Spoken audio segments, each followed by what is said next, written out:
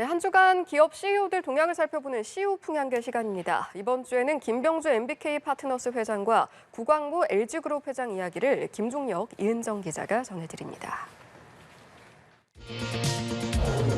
사모펀드 운용사 MBK 파트너스 김병주 회장. 미국 유명 경제 잡지 포브스가 선정한 한국 50대 부자 순위에서 처음 1위에 올랐습니다. 포브스가 집계한 김 회장의 재산은 97억 달러, 약 12조 8천억 원입니다.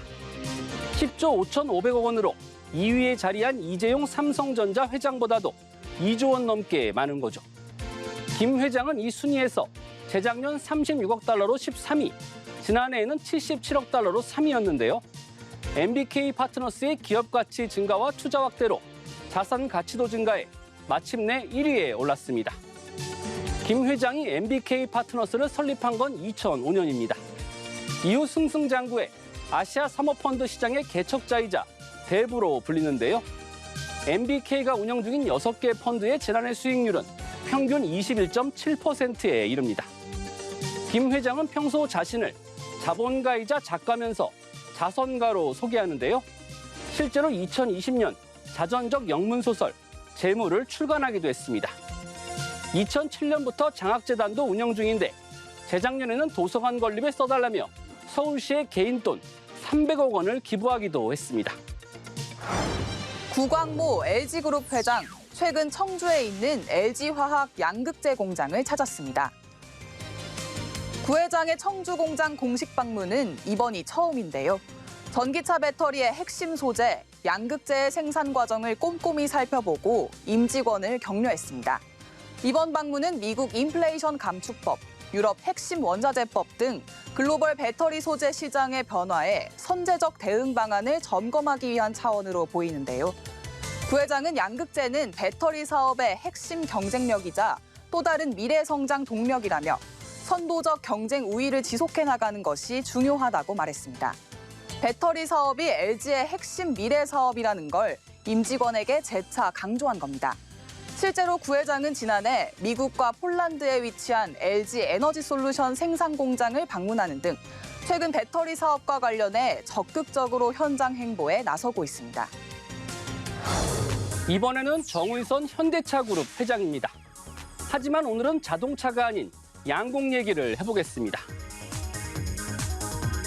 현대자동차가 최근 세계 양궁협회와 스폰서십 계약 기간을 3년 연장하기로 했습니다.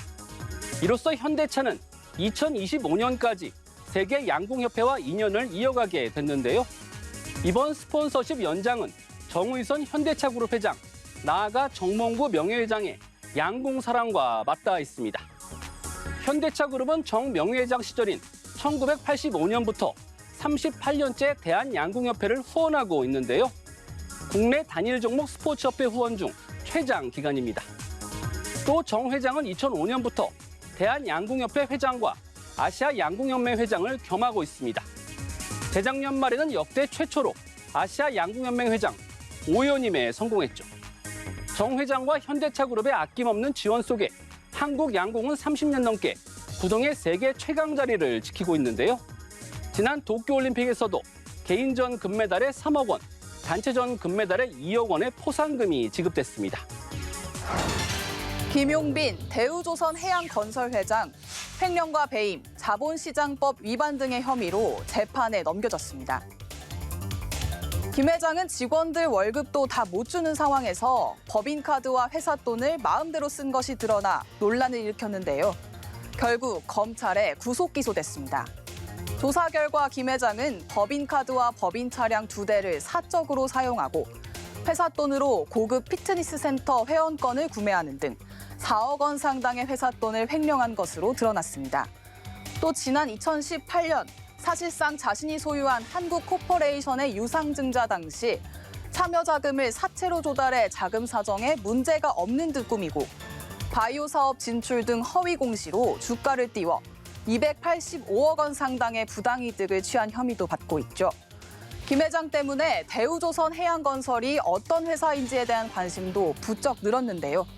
대우조선 해양건설은 대우조선 해양의 계열사였지만 지난 2018년 사모펀드에 매각된 후 2019년 김 회장 측에 인수됐습니다.